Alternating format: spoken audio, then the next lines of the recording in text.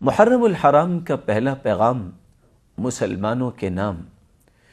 پہلا پیغام یہ ہے کہ ہر مسلمان کو چاہیے نئے سال کا آغاز، نئے سال کا افتتاح اگر کرے تو اپنے محاسبے کے ساتھ میں نے آج تک زندگی میں کیا کیا، کیا کمایا، کیسے اعمال کیے، غلطیاں کی تو اللہ سے توبہ کر لے، نیکیاں کی تو اس کی قبولیت کی التجا کر لے، اور پھر نئی زندگی کا آغاز کرے، نئی کتاب کا آغاز کرے۔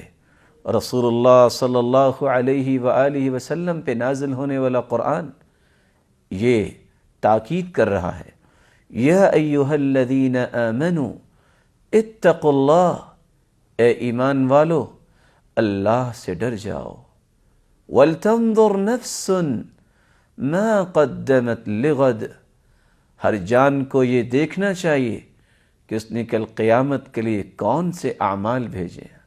وَاتَّقُوا اللَّهَ، اور اللہ سے ڈر جاؤ، إِنَّ اللَّهَ خَبِيرٌ بِمَا تَعْمَلُونَ، جو بھی تم اعمال کر رہے ہو اللہ کو اس کی خبر ہے، وہ خبرگیر ہے،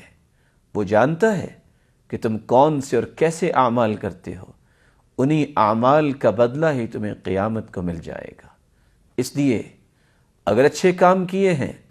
تو دعا کرو اللہ اس کو قبول فرما لے، اور اگر دانستہ جانتے ہوئے یا لاشعوری میں غلطیاں ہوئی ہیں تو اللہ رب العزت کے سامنے اپنے کمزور ہاتھوں کو اٹھا کر معافی مانگ لیجئے، اور اللہ رب العزت تو معافی کو پسند کرنے والے ہیں۔ ارشاد ربانی ہے، وَمَن لَّمْ يَتُبْ فَأُولَٰئِكَ هُمُ الظَّالِمُونَ، جو توبہ نہیں کرتا وہ تو ظالم ہے۔ ظلم نہ کرو، فَلَا تَظْلِمُوا فِيهِنَّ أَنفُسَكُمْ، اس مہینے کا پیغام یہ ہے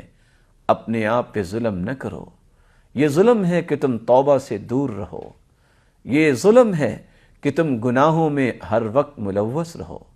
رسول اللہ صلی اللہ علیہ وآلہ وسلم کی ذات اقدس، جس جیسی ذات مقدس اللہ نے پیدا ہی نہیں کی، جو سرتاج رسل ہے اور قیامت تک ایسی شخصیت پیدا ہو بھی نہیں سکے گی، وہ فرماتے ہیں، یا ایہا الناس، اے لوگو، توبوا الی اللہ، اللہ کی طرف رجوع کرو، اللہ کی طرف لوٹ کے آ جاؤ، توبہ کرو۔ فإنی اتوب فی اليوم 100 مرہ، میں دن میں 100 مرتبہ اللہ رب العزت کے سامنے توبہ کرتا ہوں۔ رسول اللہ صلی اللہ علیہ وآلہ وسلم نے ایک مسلمان کو